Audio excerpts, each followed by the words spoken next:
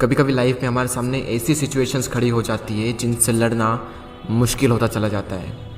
हालात हमारे कुछ ऐसे हो जाते हैं मानो सब कुछ खत्म हो गया हो। दूर दूर तक सिर्फ अंधेरा ही अंधेरा दिखाई देता है। कुछ समझ नहीं आता कि ऐसी सिचुएशंस में करें तो करें क्या। और कई बार तो ऐसी सिचुएशंस में क्विट करने का मन करता है। हालात चाहे तुम्हारे कैसे भी क्यों ना हो, एक बात तो तय है कि ये वक्त अभी गुजर जाएगा। चाहे अच्छा वक्त हो या फिर बुरा वक्त, गुजर जाएगा। लेकिन एक बात हमेशा याद रखना कि जिंदगी में कुछ भी कर गुजरने की अपॉर्चुनिटीज सिर्फ इसी वक्त में मिलती है, अगर उस सिचुएशन में क्विट ना किया जाए तो। क्योंकि विनर्स जो होते हैं वो कभी भी क्विट नहीं करते, और जो क्विट करते हैं वो कभी भी विनर्स नहीं बनते। आप क्या चाहते हैं, एक एवरेज लाइफ या फिर एक स्टैंडर्ड लाइफ? जब आप सड़क पर निकलो तो लोग आपको इग्नोर करें, या फिर जब आप सड़क पर निकलो तो हर इंसान की नज़र आप पर हो? क्या चाहते हैं आप? लोग आपसे ये कहें कि इंसान कुछ नहीं कर सकता, या फिर ये कहें कि ये बंदा कुछ ना कुछ करके दिखाएगा, ये बंदा कुछ चेंजेस ला के दिखाएगा। लेकिन कैसे करेगा? क्विट करके। मर जाना, लेकिन क्विट मत करना। चाहे परिस्थिति कितनी भी विपरीत क्यों ना हो, कभी भी क्विट मत करना। आपका समय आज बुरा है, कल और बुरा होगा, लेकिन परसों आपकी जीत होगी। लेकिन सिर्फ शर्त इतनी सी है कि आप उस सिचुएशन में टिके रहो और क्विट ना करो। ये प्रकृति चाहती है कि हम इन परिस्थितियों से लड़े, संघर्ष करें, ताकि हम और मजबूत बन सके। क्योंकि ये परिस्थितियां आती है हमें मजबूत बनाने के लिए, ना कि हमें कमजोर बनाने के लिए। ये प्रकृति चाहती है कि आप और कामयाब बने, इसलिए आपके साथ कुछ न कुछ बुरा होता रहता है। और ना सिर्फ आपके साथ, बल्कि इस दुनिया में मौजूद हर इंसान के साथ हर समय कुछ न कुछ बुरा होता रहता है। ये प्रकृति का नियम है, हम इसमें कुछ नहीं कर सकते। हमारा क्या कर्तव्य है? हमें सिर्फ इतना सा करना है कि टिके रहना है, चाहे परिस्थिति कैसी भी हो।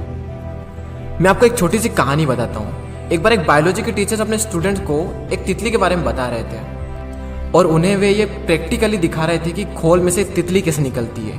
और वो टीचर ये कहकर चले गए कि कोई भी स्टूडेंट्स उस तितली की मदद नहीं करेगा। वहाँ पर जितने भी स्टूडेंट थे वो ध्यान से उस खोल में से तितली को निकलते हुए देख रहे थे। तभी एक स्टूडेंट को उस पर दया आ गई, और उसने उस तितली की मदद की उस खोल से बाहर निकलने में, और सफलतापूर्वक वो तितली उससे बाहर निकल गई। और उस स्टूडेंट की वजह से उस तितली को कोई संघर्ष नहीं करना पड़ा, कोई ज़्यादा मेहनत नहीं करनी पड़ी उस खोल से बाहर निकलने में।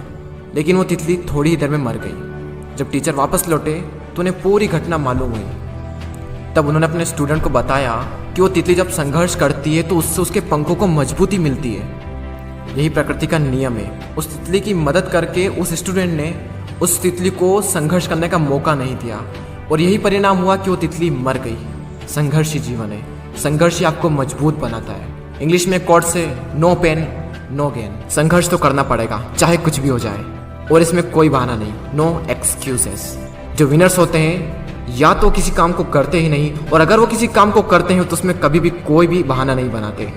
और जो लूजर्स होते हैं वो किसी भी काम को करेंगे तो हर किसी में बहाना बना देंगे। अगर वो चाहें तो बहाना बनाने पर पूरी एक बुक लिख सकते हैं। मेरी तो किस्मत ही खराब है, मेरे साथ ही ऐसा क्यों होता है, मेरी एज बहुत कम है, मेरी हाइट बहुत कम है, मैं काला हूँ, मैं सुंदर नहीं हूँ, लोग मुझे पसंद नहीं करते, मैं ज़्यादा पढ़ा लिखा नहीं हूँ, मेरे पास टाइम नहीं है, मेरी आवाज़ अच्छी नहीं है, मेरे पास ये नहीं है, मेरे पास वो नहीं है, काश ऐसा होता, काश वैसा होता। देखो, जो जैसा है वो वैसा है। ना तो आज तक कुछ बदला है और ना ही कभी कुछ बदलने वाला है, तब तक जब तक कि आप अपने आप को नहीं बदल लेते।